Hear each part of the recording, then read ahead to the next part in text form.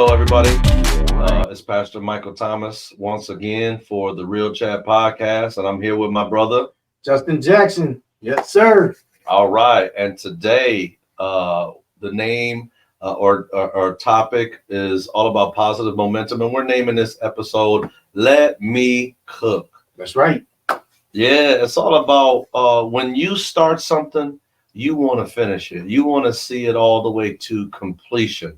You know, so many times people start something or create something and they never see it all the way to the end, and they give up right before they might even find some great success. Before they find that finish line.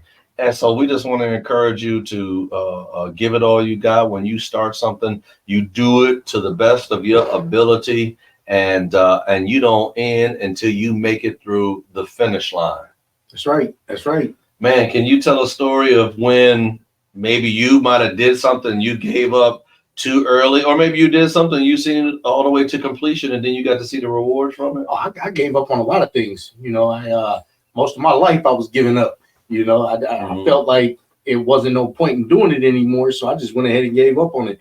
You know, that started with school. You know, Okay. Started out with school, never finished it to completion, even though I probably could. I had the potential to do it, Sure. but just didn't feel it was necessary at the time. You know, I think the biggest success that I had was when I actually went to prison boot camp. You know, I went to prison boot camp, and that was the first program that I saw all the way through. I even received my HSED. You know, so when I had to study every week, so every week was a test every Monday. So I had all week to just pound out that subject and then finish it on Monday, and then test out. And then, you know, one of the requirements was you had to have a GED or HSED to complete the program. Yeah. So, I mean, I learned a lot about myself while I was there. At the same time, I also learned that I can see things through. When you start it, you can finish it. You know? So, I mean, I probably, you know, was the first time that I cried over success. Okay. You know, I was so proud of myself, and to see all the people that was supporting me and was proud of me, like the sergeants that gave me a hard time when I got there. You know, when I first got there, I still had that hood mentality.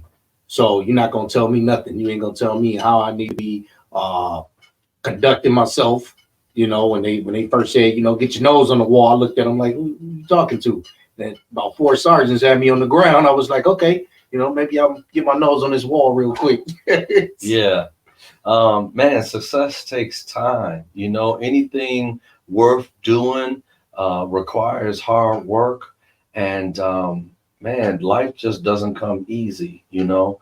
And man, I can speak to a time where I had to go through a journey and see things all the way to completion. So just how I got into the ministry and becoming a pastor, you know. I was going to ask you that. Yep.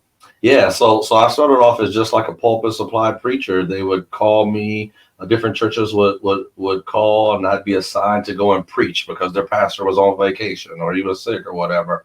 But in 2014, I got the opportunity to be a church planting apprentice.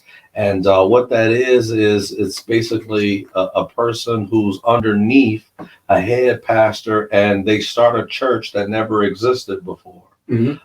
So I ended up having to move out of Sheboygan to Appleton, because that's where we were going to start a church, and I was going to be underneath a pastor. He was going to be the head pastor. I'd be his apprentice, and we were going to form a church in Appleton. So you just branching out, or you just branching out with like the another pastor that was already at your home church, and then they were going to go somewhere else, and you were going to go with to be an apprentice? No, not at all. So he wasn't even a part of my home church. He was a part of a church in Green Bay. He wasn't the head pastor. He was one of like 3 other pastors, and I was just a preacher. And so what the thought is that him and I would go and form a new church together. He'd be the head pastor, I'm the preacher, and eventually he would groom and develop me so that I would become a head church planter / head pastor one day, right? And so the day before my wife and I are getting ready to move to Appleton, we found out that we couldn't take my stepdaughter out of her school and move her to Appleton with us because it would violate the custody agreement. Okay. And so, but we had already put the rent and down payment down for this new apartment in Appleton. And so we were basically committed. And so what ended up happening was I moved to Appleton and moved into our new apartment. My wife stayed back and started living with my mom so that she could take our daughter to school. Make that commute. Yeah, Okay. yeah. And at the time we had my 1-year-old Augusta. And so the family was separated. And man, it was incredibly difficult, man. Like there was times I was alone every day, all throughout the week, separated from my family because I had this obligation and responsibility to start a church in Appleton. And so my wife would come up and visit for a couple of days throughout the week, and she'd be having to work. And so we wouldn't get to spend the time needed together. And it was frustrating, man. And I thought about giving up, and I thought like maybe this was a mistake, but like, you know, we had already committed to it, you know? Right. And then, so now we're going through a custody battle with my stepdaughter's dad. He was against us. My stepdaughter wasn't happy. She didn't want to move away.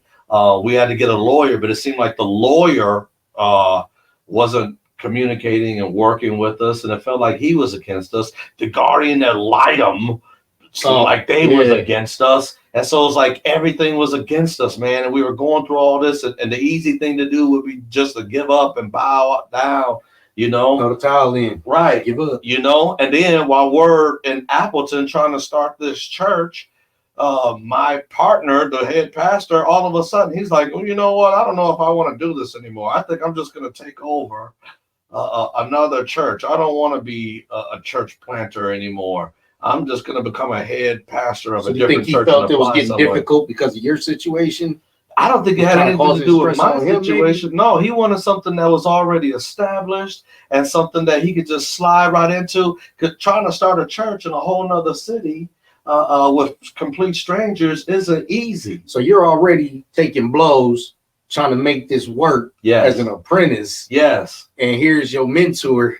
Right. Wanting to throw the towel in. Right. And go to something that's already built up. And he ain't even all the way committed. He's still living in Green Bay. I moved to Appleton so that we could meet people in Appleton and build relationships with them and start this church. And we did to agree have like a small Bible study that we were, you know, meeting with and hoping to turn these people that were a part of the Bible study into a church. A type of spiritual networking. Exactly. But then the guy that's supposed to be the head pastor doesn't want to continue on in it. So then it was like, well, what do I do?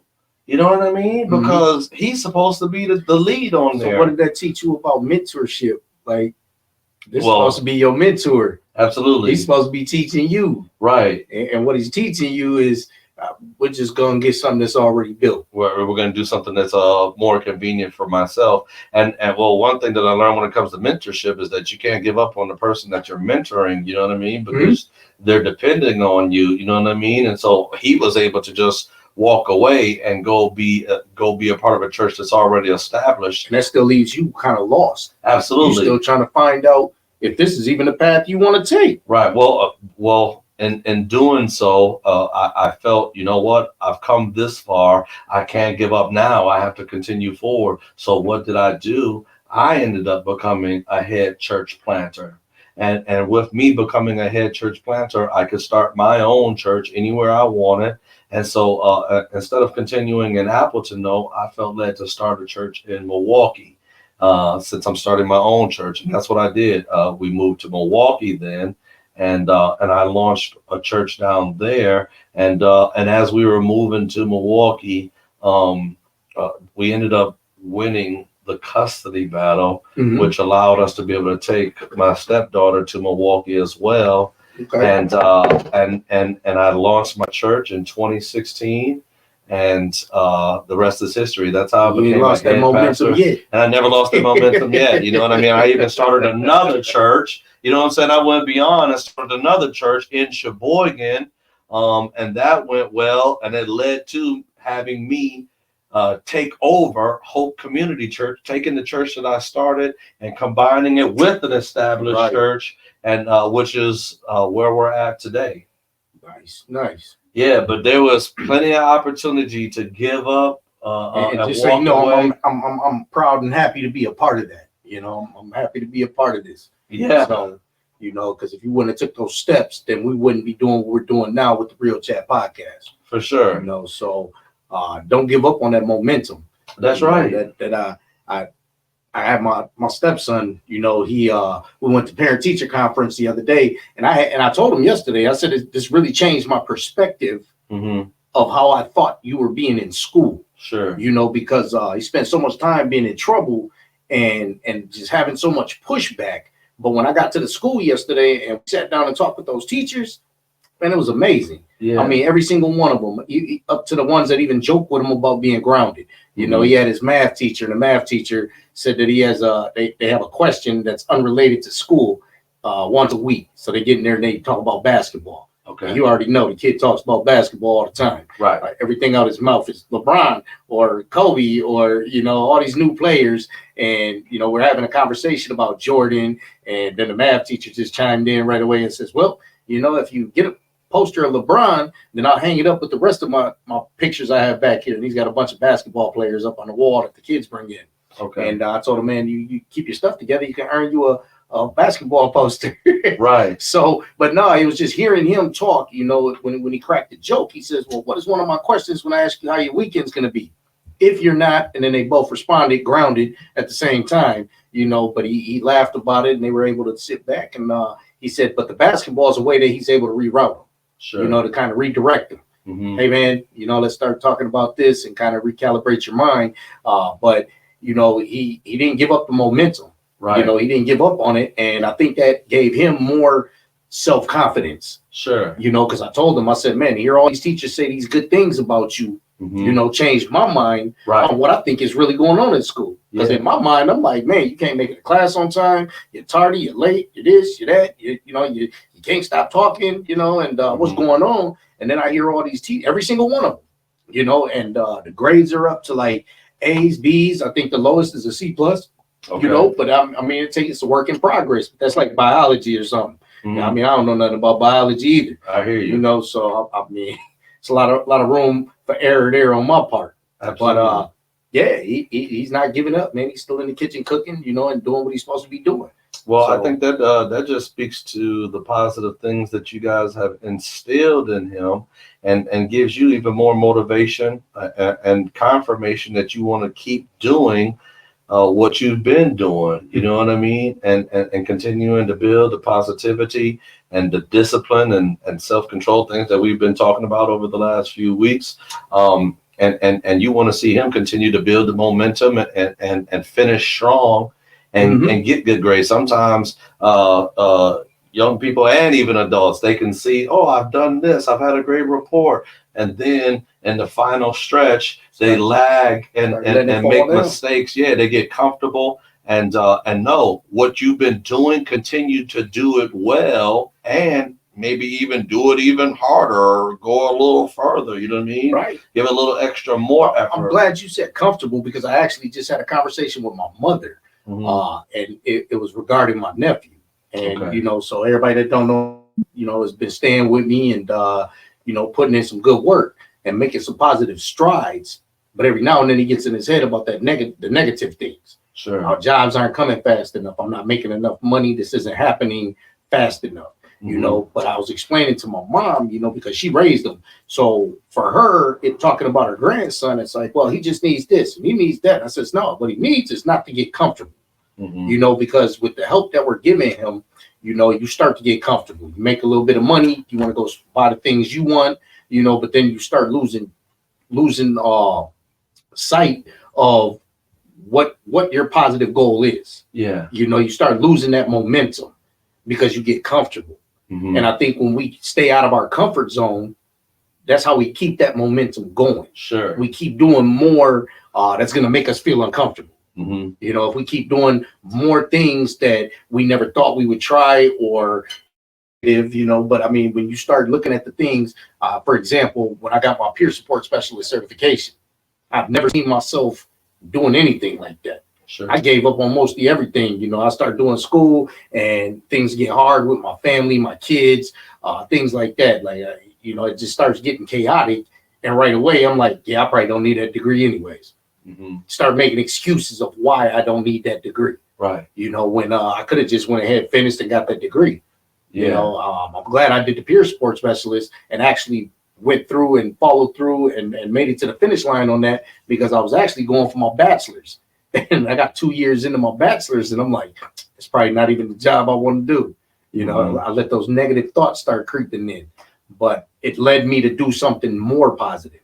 Yeah. You know, so Man, I'm glad you brought up negative thoughts, because man, those can come our way, but then even other people plant seeds of doubt and negativity. And sometimes you got to reject and ignore those voices that might not believe or share the same vision as you. Man, I remember like when I first when I was doing the church planting stuff, one of my mentors was saying, man, you need to, I was also coaching basketball on the side, right?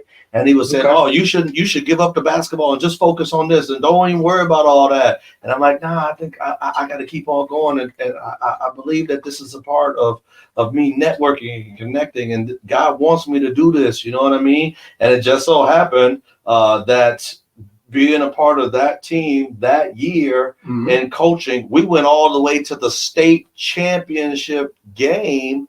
We ended up losing the state championship, but that great, you made it there, right? But we made it there, which is an amazing accomplishment that some never do. There's thousands of coaches in multiple sports all across the state, and they never reach it to the championship game, the final game of their sport, you know, and we did. And that experience propelled me the following year when I moved to Milwaukee to be able to take a head coaching position. And then as the head coach of a program, that gave me access to even more families which in turn became a part of my new church plant. The first person I ever baptized was my starting point guard. You know what I mean? All those things came together and helped create what was a part of my journey and helped it be successful. So sometimes you got to reject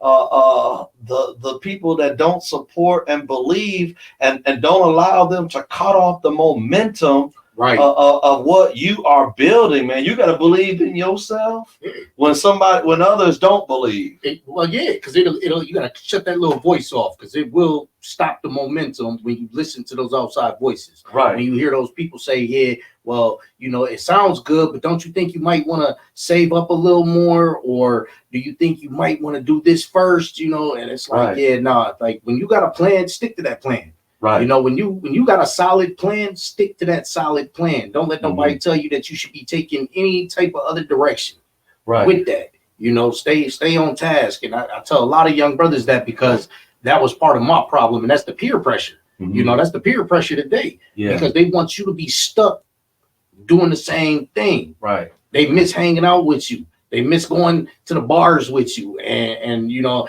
I think I said it a couple times, but I did a whole in the beginning stages of the podcast. I called it all out.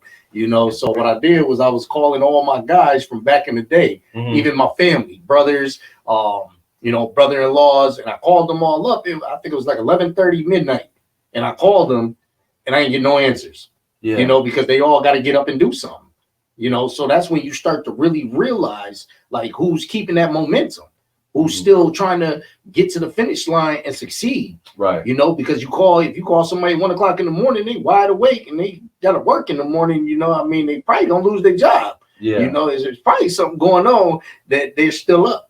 You know, so I mean, I try to be aware of that, but I thought it was kind of funny, you know, because I just call that the homie call out. Sure. You know, just let me go ahead and try to call these dudes at like 1 o'clock in the morning, see who answers. Right. You know, nobody answered. Yeah. And these are all cats that I know are working regular jobs, you know, but these are all the dudes that I used to stay up all night with. Sure. You know, we used to be up all night long. You know, what are you doing? What are you doing? You know, it's right. Up to no good. I hear you. You know, there's a scripture that says, don't despise the day of small beginnings. Do something, we start something. It doesn't necessarily start out the way that we anticipate. And you know, like there's that saying, when a person starts a business or a restaurant, the first year is always the most difficult. Yes. And many of them might not make it past 3 years. You know what I mean? But if you keep on grinding, you know what I'm saying? Like, you might not see the results that you want initially. When I first started the church, like, we weren't having hundreds of people showing up. I was having about 20 something every weekend. But you know what? I needed to be thankful for them, and I just build those people. Work with what you got. And I see that when I come here. You know, I come here on Sundays every now and then, and I see that some Sundays, you know, the whole entire church is full. Sure. Some Sundays it's a little smaller. Right. But everybody got their own issues going on in life. Yeah. You know, so I mean, it's gonna change. But like you were saying, when it comes to business, that's that negative talk. Sure. You know, hey, you know, most businesses fail in the first 5 years. You know, if you don't make it past 5 years, you might as well throw the towel in and give up. You know, and then a lot of people do that. Right. Or they change their plan, you know, especially like restaurants. Yeah. You know, it's almost it is a very high statistic that if your restaurant ain't open more than 5 years, you know, or 3 to 5 years, it's probably gonna fail. You know, but at the same time, you can't depend on that, because you know it depends on what you do. Yeah. What you do with it, how you're networking, how you're advertising. Right. The people you're meeting and keeping in your life. But if you got those negative Nancy's, you know, sitting around you talking about, well, maybe, you know, most restaurants fail after 3 years, you're going to be like, well, maybe I don't want a restaurant. I might try a food truck, or I might try to go smaller. Right. So now you start to close the doors on your dream. Right. Listening to those people. So, I mean, I just think that we did an episode on it, pulling the trigger. You just pull the trigger on it. You know, if you think, and that's taking you out of your comfort zone. If you want to go ahead and do something, you have a solid plan for it, do it. Just do it. Because if you fail, you already learned why you failed. Right. You learn what not to do. Yeah. Doesn't mean you got to put it on the back burner. Since we talking about cooking, you know, you don't got to put it on the back burner. What you got to do is turn the heat up. Right. You know, turn the heat up on it. You know, reach out to the right people, get the right contacts, and make it work the next time. You know, and watch it succeed. Right. So, yeah, no, you know, you learn more about yourself in your struggles and your failures, oftentimes, than you do in your success. You know, because when you comfortable, you can get lax, killing yourself. Right. But when you're challenged, you get to see what you're truly made of and how you can rise to the occasion. You get to see how creative you are, and just how deep of a thinker you are. You know what I mean? You think outside the box. I think that when you're going through difficulties, man, you want to persevere and overcome, because then you experience a greater reward as well when you finally accomplish what you were seeking to do. You know what I mean? Right. And otherwise, you give up too early, man, you got to live with the regret, and you got to live with self-disappointment, because what could have been and what should have been, but you never gave your all, or you allowed somebody to talk you out of what you were doing. So, man, I always say, like, I've tried some things, and I may have failed at some things, right, but my failures are greater than those who never even gave a effort or never even tried. You know what I'm saying? So, like, you know, I done jumped off the porch and ran laps around the block while some folks ain't even came outside yet. So you can laugh at me for the times that I failed and struggled at this, but you know what? You failed even greater because you didn't even make the effort. I like that. I like that, because life is full of stories. I mean, this is what make up the good conversations that we can have with the people that we care about, the people that we love, the people that's in our circle. You know, it's built on these failures, right? These things. How can I tell you about something if I've never tried it? You know, if I never went through life You know, if you go through life just turning things down or not doing it because somebody thinks you can't do it, Right. what stories you got to tell? Mm-hmm. I mean, how you gonna sit back and talk to your kids and try to teach them something when all you did was shelter yourself Yeah. and not jump off the ledge and just do it? Right. You know, I mean, it's nothing to it. Just get out there and try to succeed. Do you have the capacity for greatness, or do you just want to have a basic, simple life? And ain't nothing wrong with that. There ain't nothing wrong with that. But if you want more, then you're gonna have to give up more. You're gonna have to sacrifice more. You're gonna have to do more to accomplish the great goal that might be placed in your heart. Yeah, I mean, yeah. Slow down. A lot of times, slow down and reap the benefits. Yeah. You know, a lot of people, you know, talk a lot about a turtle, man. A turtle lives for a long time. And the turtle they see a lot. They see a lot. You Right. know, I mean, you gotta imagine what a turtle has seen in life. Sure. Because they just move slow. Uh-huh. They sit back, they listen. You know, Right. when you're moving too fast, you're doing too much. Right. You're doing too much too fast. Mm-hmm. You know, so when you got a solid plan and then you slow it down, Right. it's gonna work. Absolutely. You know, because you have time to listen to the right people, No doubt not about the it. ones that are telling you you should do it this way, or maybe not do it at all. People that tell you to do it this way and they ain't never done nothing close to it. It's like the man sitting in the bar with you talking about yeah, I used to own a Fortune 500 business, you know, but he in there and you just bought him a beer, right. You know, because he already tapped out, you know. So I mean, the most you can tell me is how you lost that. Right. Now I can learn something. You For can sure. tell me how you lost that. Absolutely. But you can't tell me what I need to be doing Mm-hmm. to achieve that. Yeah. Because clearly that's not what you did. Right. You might have inherited it and then fumbled the bag or whatever. Yeah, you just know? let it go, you know. So yeah. No. So I mean, I hope that this real chat episode really helps you and inspires you to pursue your dreams and don't give up no matter what. We have a couple of resources in the community that we're going to shout out. I'll start out by speaking about RAISE, which stands for Runaway Youth Service. That helps troubled teens and adolescents that may be having some hardships at home and are in uncomfortable situations and are not happy and maybe they run away. RAISE really works to help find these kids, provide the resources that they may need. So Runaway Youth Service, look them up if you know any kids that are going through anything at home. And then one other resource I want to share with you is Great Marriages. It's a nonprofit that really helps marriages that could potentially struggling with any type of issue, divorce, finances.